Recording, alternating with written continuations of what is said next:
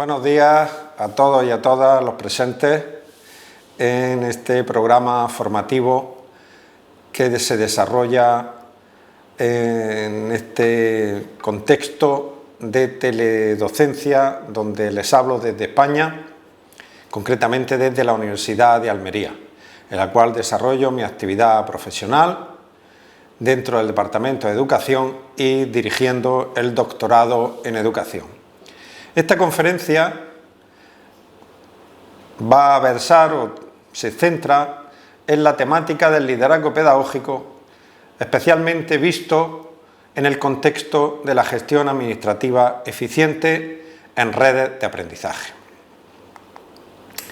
Entrando directamente en el tema central, el liderazgo, hay que señalar que el liderazgo se trata hoy de una temática omnipresente. No hay una buena gestión, un impulso institucional sin liderazgo.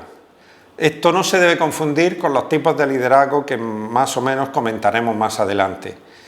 No se debe confundir que haya determinados tipos de liderazgo que no sean recomendables con el hecho de olvidar que el liderazgo es fundamental. Si no hay liderazgo, no hay desarrollo institucional coherente y equilibrado. No se puede desarrollar la institución, el marco complejo de la institución educativa, entendida esta en el sentido más amplio, de una forma equilibrada, impulsada suficientemente. Es verdad que liderazgo y educación no siempre han tenido un buen maridaje, entendido por maridaje una buena asociación. Es una relación compleja porque el proceso educativo es un proceso institucional, pero también es un proceso lleno de distintos vectores, de distintas componentes que no se resuelven fácilmente al modo y manera de una institución, organización de tipo empresarial, de tipo económico, incluso de tipo social. La institución educativa entra de lleno en la promoción del desarrollo humano tomado desde los primeros momentos del crecimiento de la persona. Por lo tanto, cómo esa institución interacciona en ese proceso de desarrollo humano y cómo es liderada no es algo tan fácil ni tan sencillo como ciertas organizaciones, desde las más jerarquizadas y verticales, como podrían ser la propia institución militar o la institución eclesiástica, claramente verticalista y jerarquizada, hasta comprender, por otro lado, instituciones que podríamos llamar de corte ideológicamente ácrata, en donde prácticamente hay una renuncia al liderazgo. Pero la institución educativa no tiene ese perfil, por lo tanto, tenemos que tener en cuenta esas circunstancias. Hay una cuestión previa y es desde qué plano podemos contemplar este asunto del liderazgo. Cuando hablemos de liderazgo en educación, ¿qué queremos? ¿Del ser o del deber ser? ¿De lo que estamos encontrando como liderazgo en la institución educativa o de lo que queremos que sea el liderazgo en la institución educativa? ¿El liderazgo que tenemos o el liderazgo que queremos? Es decir, a veces cuando nos plantamos o nos situamos en el liderazgo que tenemos, pues estamos ante una visión que algunos podrían considerar pesimista, pero tampoco el polo opuesto, el polo optimista, buenista, en donde parece que definiendo el liderazgo ideal ya tenemos ese liderazgo, pues no es tampoco una visión muy cercana a la plausibilidad lógica. Digámoslo de alguna manera, ni podemos situarnos en el pesimismo de una rutina reproductiva en donde un liderazgo que a veces lo llamamos como tal, pero no lo es. ¿Cuántos directores de instituciones educativas no son líderes? Muchos, seguramente. Ni tampoco que porque recibamos un listado de características positivas de lo que tiene que ser el liderazgo y nos lo aprendamos o lo conozcamos, a partir de ese momento tampoco vamos a tener un liderazgo real, positivo y creativo. Por lo tanto, el binomio liderazgo-educación es pertinente, es relevante y lógicamente es un elemento de profunda reflexión pedagógica. No podemos plantearnos los desarrollos institucionales en el sistema educativo actual sin una reflexión pedagógica que lleve como uno de sus ejes vertebradores la cuestión del liderazgo. ¿Qué entendemos por liderazgo? Porque eso es lo primero que debemos establecer. Si queremos ver el papel del liderazgo en la gestión de las redes de aprendizaje o de la gestión eficiente en redes de aprendizaje, pues tenemos que tener alguna conceptualización lo más concreta y menos compleja posible para que sea lo más transferible a la realidad de la práctica institucional. No podemos aspirar a tener en nuestro día a día una visión de liderazgo que implique tomos de lectura. Eso no es operativo en la gestión. Nosotros tenemos que tener una visión y un conocimiento y un concepto del liderazgo sencillo, claro y que podamos transferirlo e interpretarlo en nuestra realidad cada vez. Por lo tanto, vamos a hacer una pequeña aproximación etimológica basada en la palabra. Líder, pues es un anglicismo en cierto modo, porque es la palabra en español. Líder no es nada más que la fonetización de la palabra líder del inglés y que en términos generales es el guía. Por lo tanto, la concepción etimológica viene del verbo sajón, de la palabra sajona, y podríamos poner un ejemplo comparativo. Es líder, es al inglés, lo mismo, en castellano es al inglés, lo mismo que fútbol en castellano es a fútbol en inglés. Es fútbol, al final se ha introducido para los de más edad. Al principio, recuerdo que cuando yo estaba en las primeras etapas educativas todavía se hablaba de balompié, porque no se había introducido la palabra fútbol como la fonetización ordinaria convertida en palabra hispana de la palabra fútbol. Pues líder tenemos lo mismo, nada más que la conversión en palabra hispana de la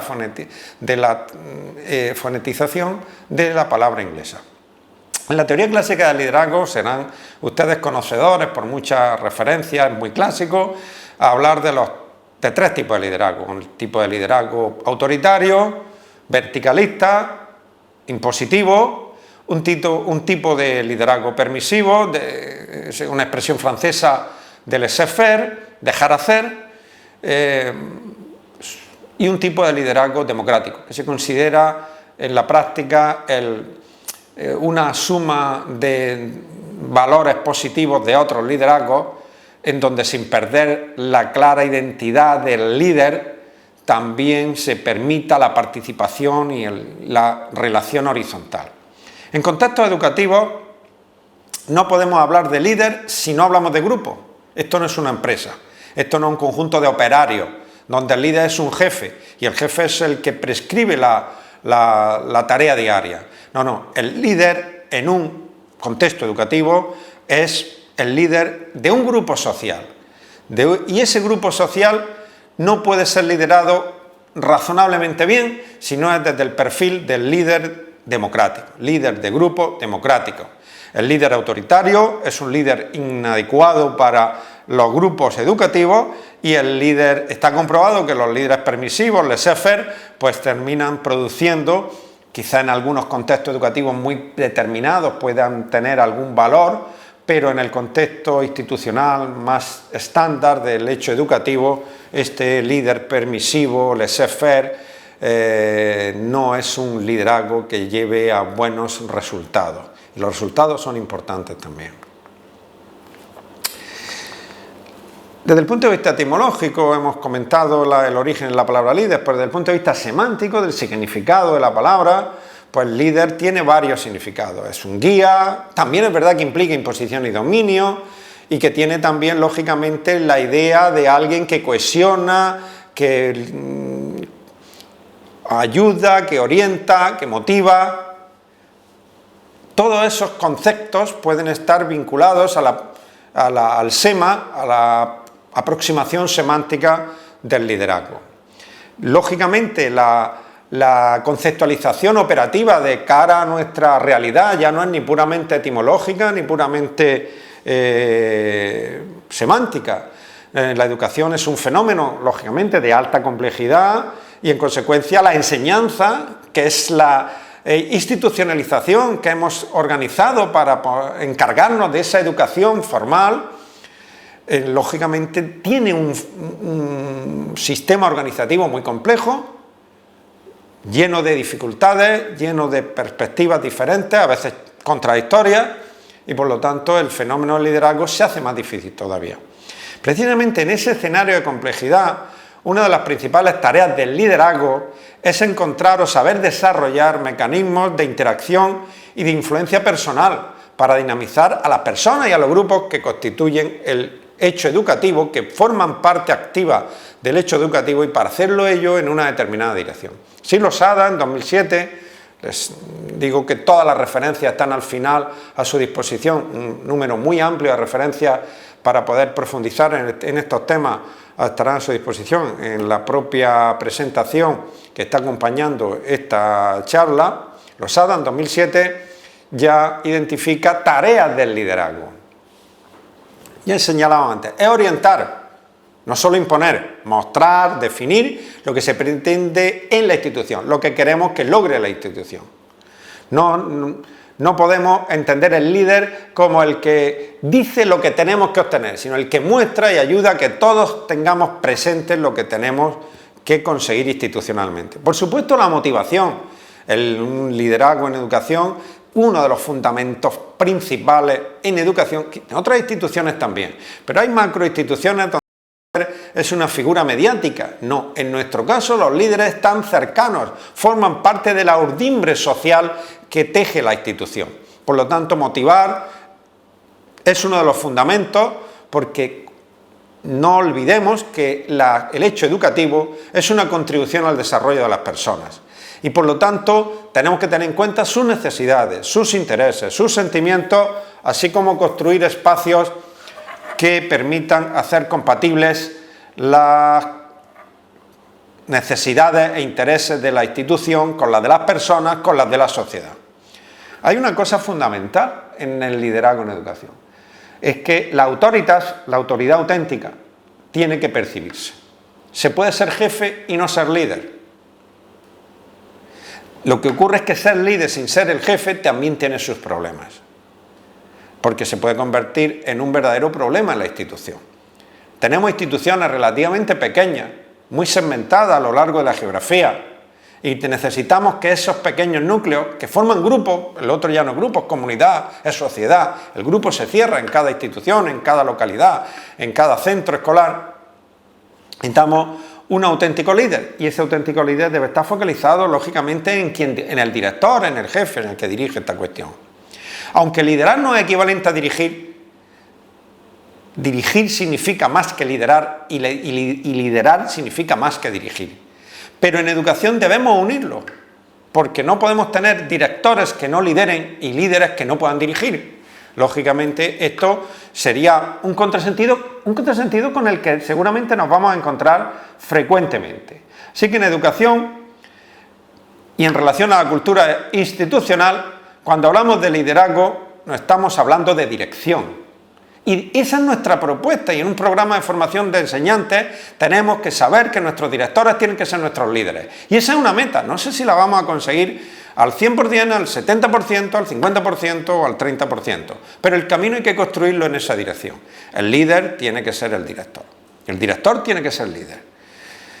Lógicamente las redes se van a añadir un grado de complejidad, porque la dirección de una institución considerada de forma aislada siempre será algo menos compleja que la dirección y liderazgo en una institución compleja, donde la propia complejidad individual de un centro, de una localidad, de una institución educativa, se va a ver multiplicada por la complejidad de la red. Entraremos en una red en donde tengamos varias instituciones que a su vez, entre todas ellas, constituyen una superestructura que es la propia red. Liderazgo necesitamos en cada institución, pero también lo necesitamos en la red.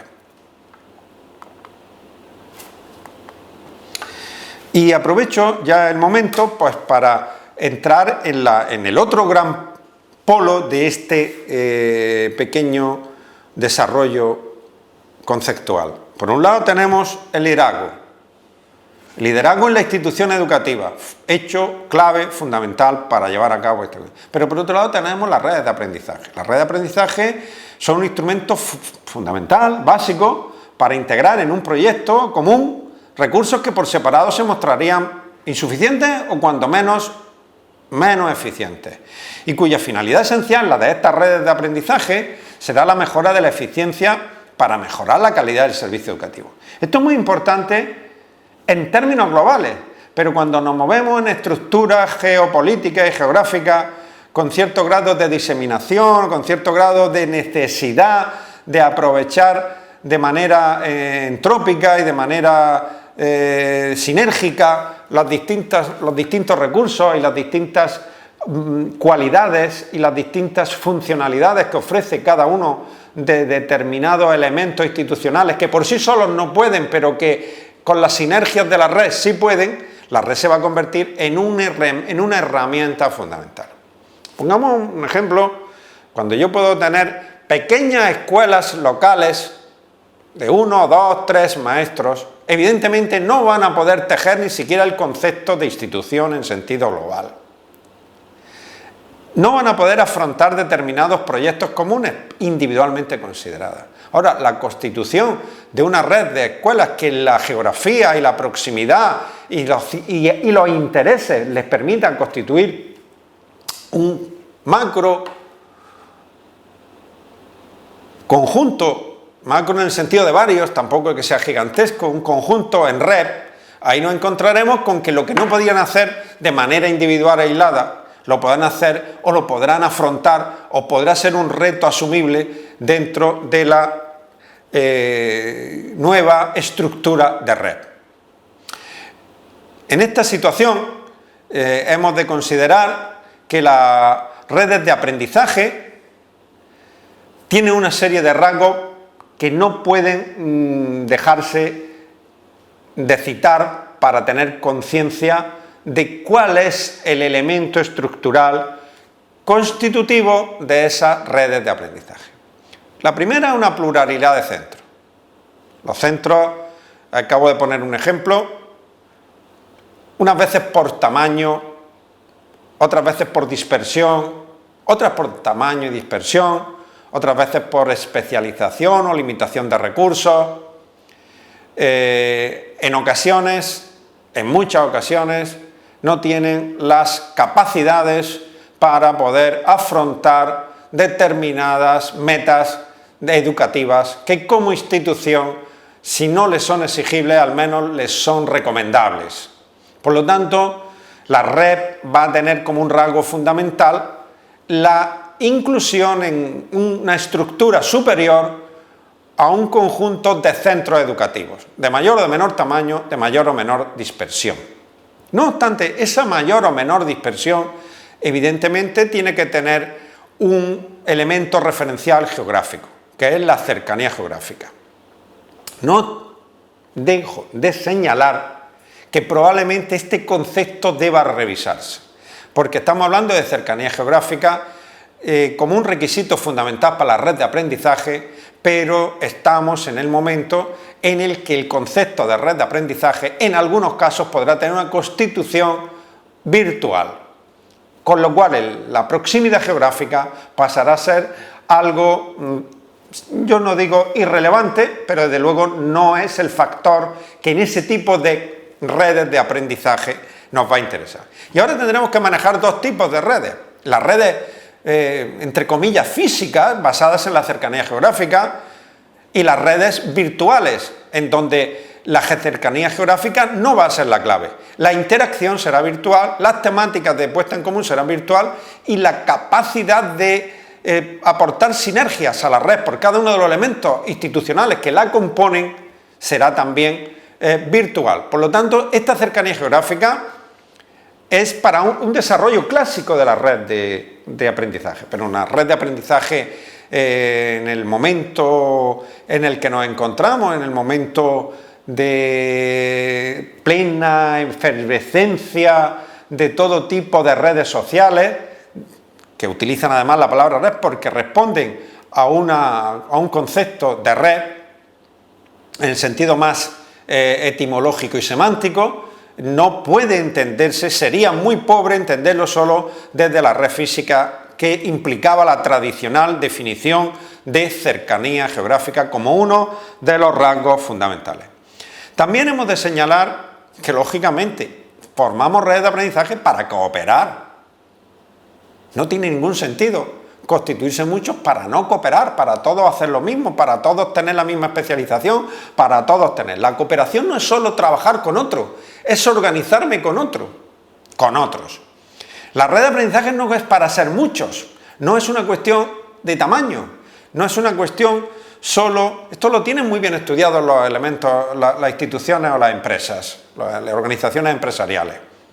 La unión y la red tiene que ser para poner en valor sinergias. A veces es verdad que solo es el tamaño, pero no es solo es el tamaño. En la educación no puede, en la red de aprendizaje educativa no puede ser solo el tamaño. Tiene que ser la cooperación, porque nosotros no vamos a solo funcionar por tamaño. No se trata de la unión de dos bancos que suman pasivos y suman activos.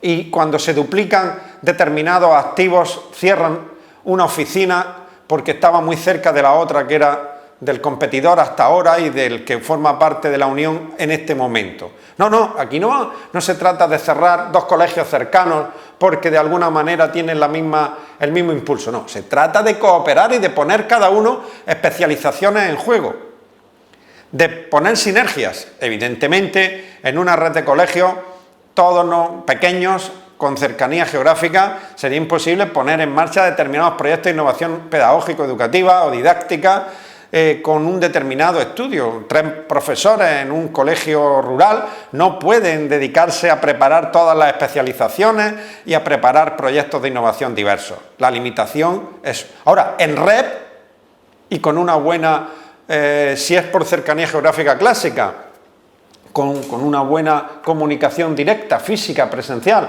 y si es en una red virtual, en red se pueden aprovechar, cooperar y poner sinergia. Ahora bien, una gestión integrada de la red tiene todas las dificultades del liderazgo y de la gestión de la institución considerada individualmente, como la que conlleva la nueva situación. Hay una nueva situación, y es que hay una superestructura que en sí mismo es otra pseudo institución, que exige un liderazgo integrado y una responsabilidad global.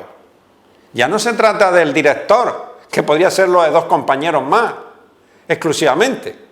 Si no recuerdo, en las escuelas españolas de los años 50 y 60, con muchas unidades institucionales que denominábamos entonces escuelas unitarias, en el sentido de que solo había un maestro en el pueblo, o maestra, y no más, era director. No podía ser nada más que director y era líder, no podía ser otro. Esta situación se ha modificado enormemente y la red la difumina. Por pequeñas que sean las unidades constitutivas, la nueva estructura institucional, la red, pasa a tener una importancia y una robustez que no tenían las unidades por separado. Y ahí el liderazgo se convierte muy importante. Cuanto más compleja es la institución, más importante es el liderazgo. Menos podemos vivir de las inercias y de las rutinas.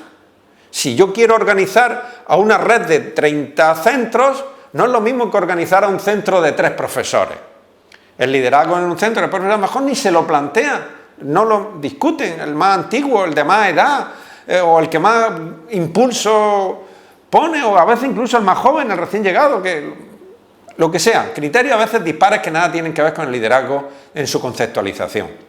Ahora, cuando juntemos 30 instituciones, 13 o 14, si no queremos que eso sea una amalgama desilvanada y sin un rédito importante a su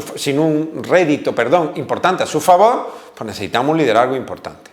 Evidentemente, la red se hace en educación para ampliar las oportunidades de los niños y los jóvenes. Nuestro objeto es el niño y el joven, es el educando. Siempre lo recuerdo. Somos docentes. El que le habla ha sido docente de preprimaria, de primaria, de secundaria y ya en la última etapa de mi vida en la educación universitaria. Pero siempre lo digo en todos los sitios. hay universidad, hay institutos de enseñanza media, hay colegios de primaria o de preprimaria, porque hay niños, porque hay jóvenes. No somos el centro de la institución, somos el agente del centro. El centro es el niño. Por lo tanto, si hacemos todo lo que hagamos aquí, tiene que ser porque mejora nuestra finalidad básica y fundamental. Educar niños y jóvenes, ampliar sus oportunidades. La red está sobre el eje de la solidaridad, de compartir, de cooperar, y desde el punto de vista del análisis del funcionamiento organizativo, de la sinergia que nos aportamos recíprocamente. Por lo tanto, las redes deben de mejorar la eficiencia de la educación pública y evidentemente porque nos movemos en contextos donde predomina la educación pública, pero también privada. No hay esas limitaciones. Si con aquellos del sector privado que se embarcan en el proceso educativo, tienen que saber cuál es el proceso educativo. La salud para los hospitales, la educación para los colegios, tiene fines y metas que deben ser muy comunes con independencia de la capitalización que haya detrás de la institución. Lo que sí es cierto es que la eficiencia se ha convertido en un hecho básico. O sea, la tasa de rendimiento en función de recursos aportados en un contexto mundial de limitación de recursos económicos, que lo ha habido desde que hay uso de razón a los que ya estamos vivos en este momento, y lo habrá en cualquier escenario futuro. La gestión pública, los servicios fundamentales, educación, salud, sostenimiento de los servicios sociales, se van a mover para siempre, que podamos pensar, y ojalá, porque lo contrario no sería una buena señal, en la limitación de recursos económicos. Es una dialéctica potente y fuerte, porque los recursos públicos los aportamos los ciudadanos y estamos en la obligación, los que los gestionan, de hacer una gestión eficiente, y los ciudadanos reclamamos una gestión eficiente. Los ciudadanos no nos tenemos que quejar de aportar a través de un sistema impositivo los recursos para mantener la solidaridad en el ámbito educativo, en el ámbito de la salud. Lo que nos tenemos que quejar es de que los que tenemos que estar atentos es a que esa gestión sea eficiente. El mejor rendimiento a cada unidad de inversión promovida. El cambio pedagógico en las redes también es muy importante, y la mejora de la calidad de los procesos educativos también es muy importante. Porque no podemos montar de una superestructura para simplemente parecer que somos innovadores, no, es para mejorar, para que haya una mejora pedagógica, para poder abordar proyectos de innovación que antes no podíamos hacer. Por supuesto, ya acercándonos a la realidad más prosaica, evidentemente cuando nos encontramos con problemas importantes de deserción, con problemas de repitencia, cuando nos encontramos con todos esos grandes problemas que suelen ser un lugar común en todas las sociedades actuales, con diferente grado de impacto, pero no conozco, y ya conozco muchas, ninguna sociedad que no tenga en más o en menor grado, por unas razones o por otras, estos problemas como un tema constante y continuo. Y aquí la red tiene que servir para mejorar el tránsito, la promoción escolar de los estudiantes, de los alumnos, de los educandos, a través de todo su itinerario formativo y, por supuesto, para reducir la deserción, tal como esté configurada en cada país. Evidentemente, a lo mejor la deserción en un país no se computa desde el punto de vista estadístico hasta los 17, de los 16 años para adelante no se computa, porque la edad obligatoria es 16, no se computa a los 14, se computa a los 15, pero sea cual sea sobre nuestras propias metas, las que tengamos organizadas en cada sistema educativo, hay que reducir esas tasas de abandono escolar prematuro sin haber desarrollado toda la tarea que teníamos formativa que teníamos encomendada. No olvidemos que hoy por hoy la institución educativa es la única que acoge a la totalidad de la población en la edad que corresponde. No hay otra institución, no todos somos usuarios, afortunadamente, de los sistemas sanitarios, no todos somos usuarios de la función pública, no todos acudimos a determinados servicios públicos. La institución educativa es la única. Yo a veces hago un ejemplo relacionado con el contexto español, que decía que desde que desapareció la obligación de los varones de desempeñar o dedicar un año de su vida a la formación militar, ya no hay ninguna institución más que la educativa que pueda decir que acoge a toda la población sin discriminación. Podrá estar en un colegio público, privado, pseudo público, etcétera, pero estará desde los 6 a los 16 años obligatoriamente, y en la práctica desde los 3-4 años hasta los 18, 17, 18, sin contar el esfuerzo por universalizar la universidad. ¿Cómo podemos hacer que estas redes vayan hacia una gestión más eficiente? Pues lo primero es que estamos hablando de una estructura compleja, estamos hablando de una estructura importante en tamaño seguramente, con muchas unidades básicas de carácter institucional, los centros que la constituían, pues, y que por lo tanto algunas de esas unidades ya tenían su propio liderazgo y su propia dirección, pero nos encontramos con una estructura compleja. Vamos a utilizar un símil político, federal. Tenemos pequeños estados agrupados en un Estado mayor.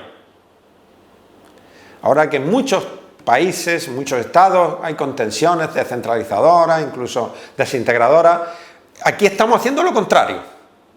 Estamos yendo de una mapa, de una estructura segregada, cada centro por un lado, a una estructura integrada.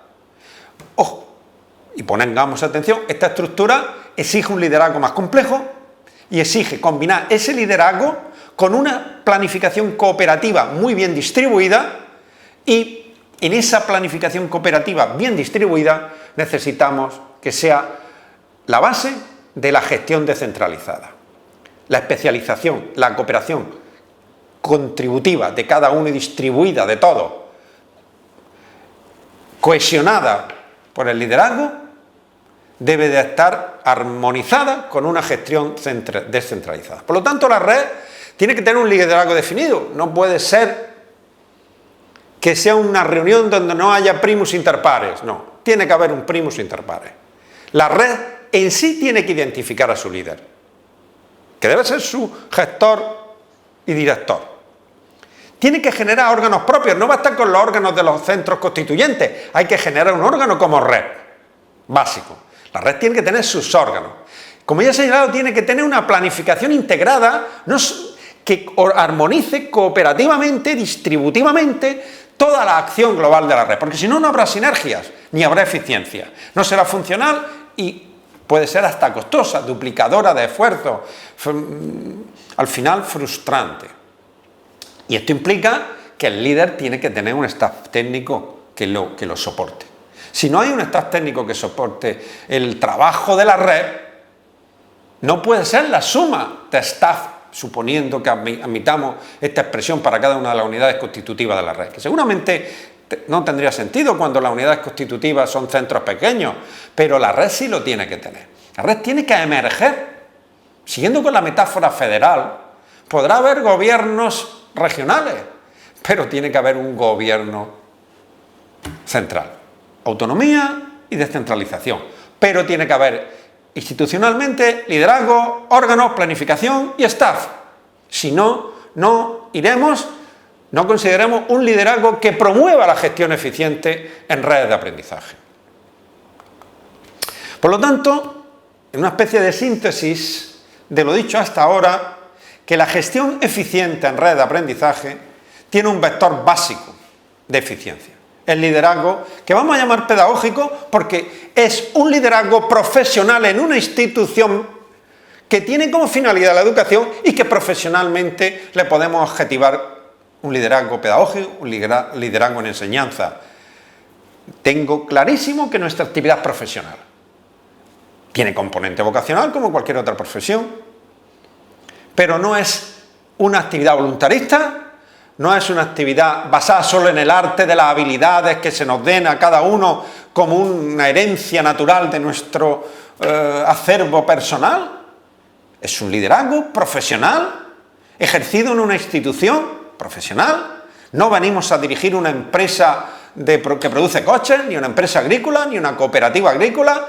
No, venimos a gestionar una red de centros educativos que se crean o se unen en una superestructura, red de aprendizaje, para obtener sinergia, para mejorar la eficiencia, para mejorar la gestión, para mejorar la educación de los niños y jóvenes que están a nuestro cargo en las distintas instituciones. El niño va a seguir viendo, el joven, la visión directa va a ser la de su institución. Pero a lo largo del trayecto tendrá también que percibir no solo la red como un tema de organización de los profesores, por hablarlo de una manera así muy directa y simplificadora, sino como una institución en la que yo me conformo. Yo no solo quiero ser ciudadano de la región, quiero ser ciudadano del Estado, en esa metáfora federal que ya he usado en 2 ocasiones anteriormente. Por lo tanto, para que el liderazgo pedagógico sea eficiente en la red de aprendizaje, necesitamos que el líder desarrolle una serie de capacidades, posea alguna serie de capacidades, tanto gestoras, puramente gestoras, como humanas o técnicas.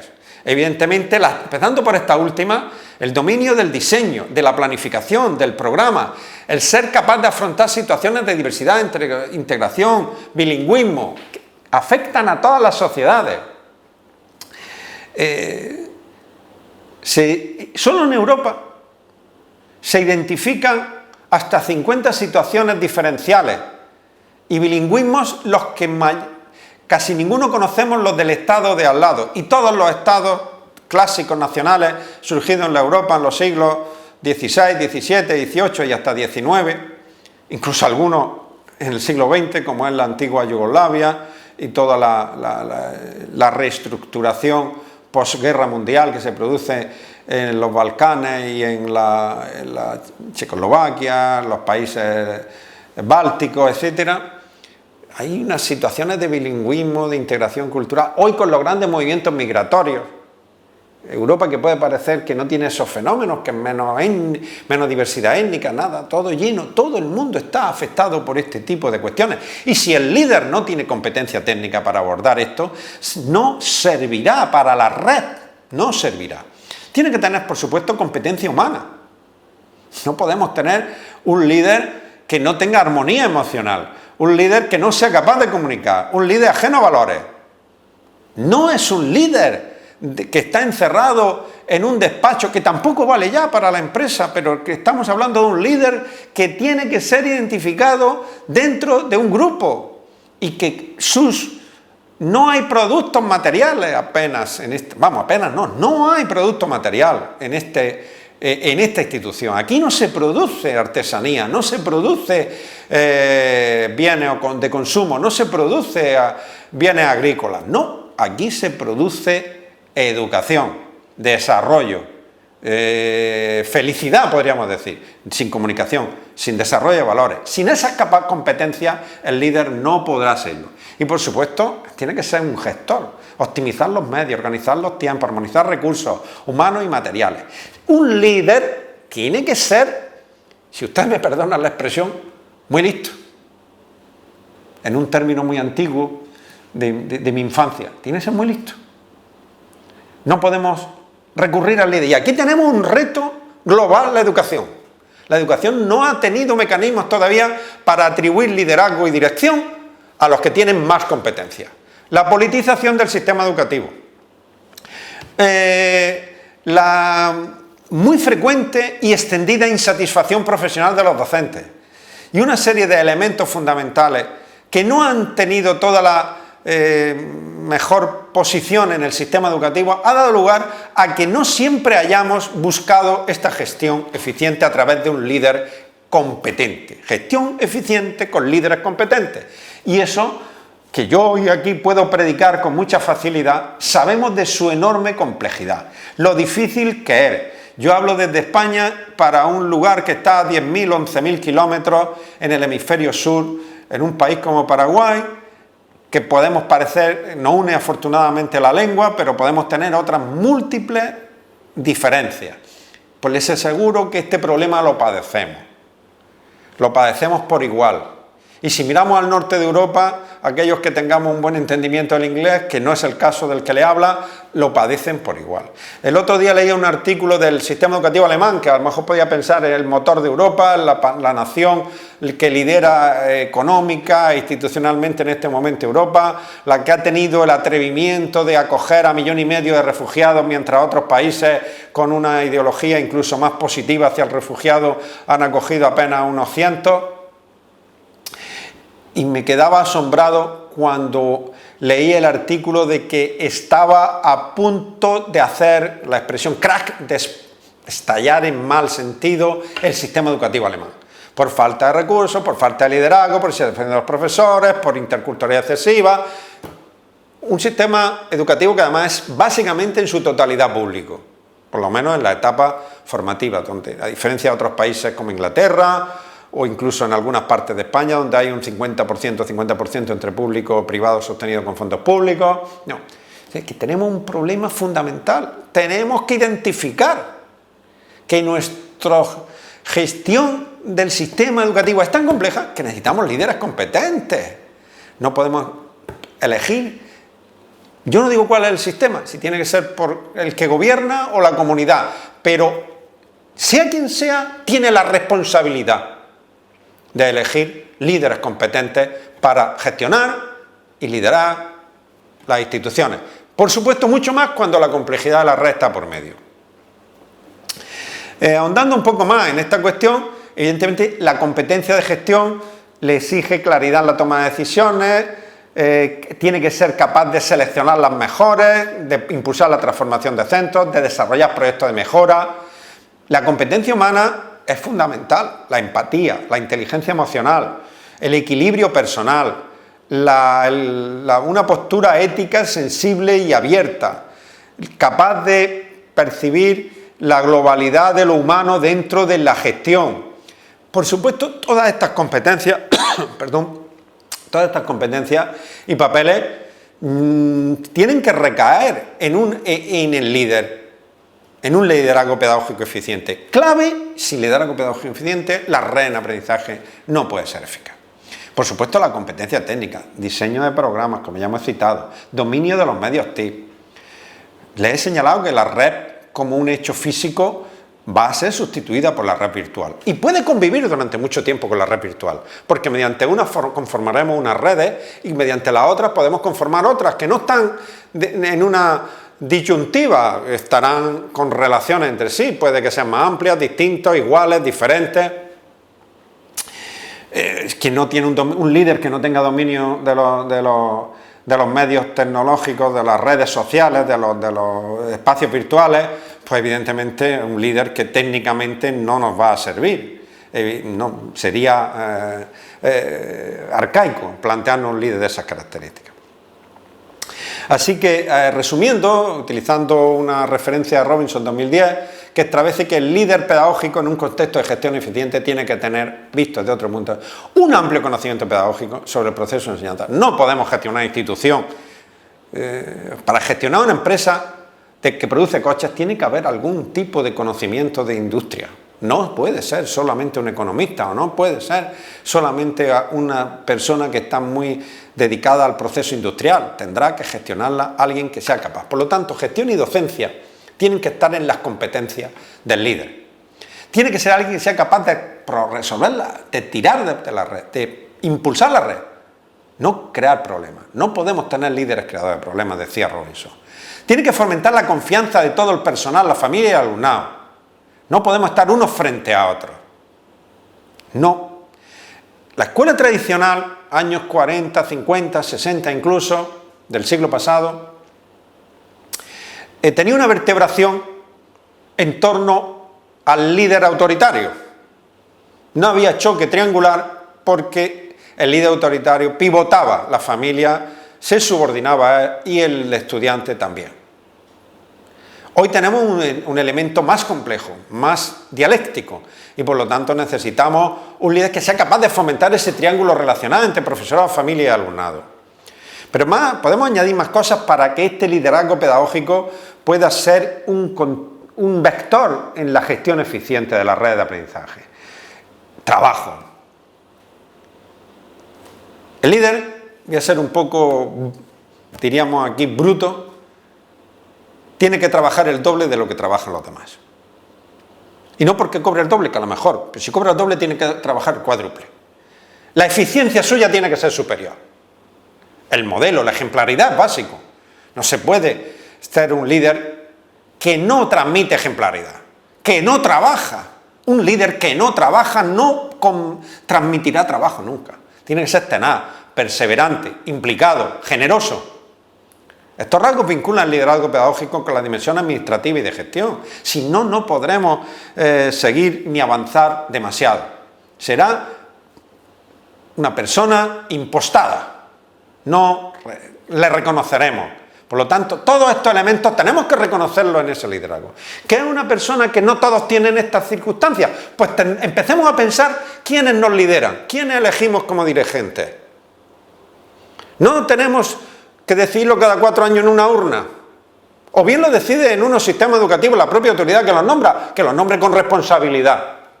O cuando está cedido por los sistemas educativos a la elección de las propias comunidades educativas o del profesorado o de comunidades más extensas, elijamos con responsabilidad.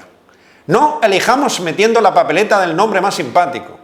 Elijamos al más competente y pidamos cuenta de su competencia. Evidentemente, este liderazgo tiene que tener una serie de rasgos en la gestión eficiente. Tiene que ser un liderazgo distribuido. No olvidemos que son múltiples los implicados, que es una tarea compartida, que va a gestionar un entorno descentralizado en la red de aprendizaje. Y por lo tanto, no debemos olvidar que cierta concentración en la persona líder no está en contra de la distribución de tareas a unos sujetos que en una red de gestión importante puedan cooperar. Pero el liderazgo finalmente tiene que estar focalizado, no puede estar escondido detrás de la colectividad. También tiene que tener, repitiendo ya cosas dichas, insistiendo, el concepto moral. No puede haber un líder si no hay un referente moral en él, si no es un referente moral. El liderazgo moral implica formar y desarrollar en valores, pero sobre todo ejercerlo. Ejemplar. Tener una visión de la sociedad y pretender transformarla. Debe cuidar la imagen, su presencia, el entusiasmo, apreciar positivamente a la diversidad de los componentes de la red, etc. Es, como ustedes estarán observando, muy complejo y muy exigente. Muy exigente. Hay que querer ser líder, pero hay que ser capaz de ser líder. Hay que querer dirigir una red, pero hay que ser capaz de dirigir una red, hay que tener la competencia. No solo hay que tener la aspiración o la ambición, que es legítima. No es bueno líderes que no quieren serlo. Sí para determinados fenómenos espontáneos, pero no para poner una institución en marcha y mantenerla y progresar en ella. Pero, evidentemente, los rasgos tipológicos, y tenemos que ir formándonos, tampoco son de apropiación intuitiva, tenemos que formarnos. Una charla no abre nada más que la puerta a la formación en estas competencias. Pero, el primer paso, hay que conocer nuestras necesidades para poder ser un buen líder que gestione eficientemente una red de aprendizaje. Sensibilidad, juicio moral, motivación moral, ejemplaridad, todo esto lo hemos comentado ya. Por supuesto que tener un valor directivo, ser capaz de resistir presiones externas e internas, que tener una cierta dureza y entereza para llevar a cabo la mejor gestión y tomar las mejores decisiones.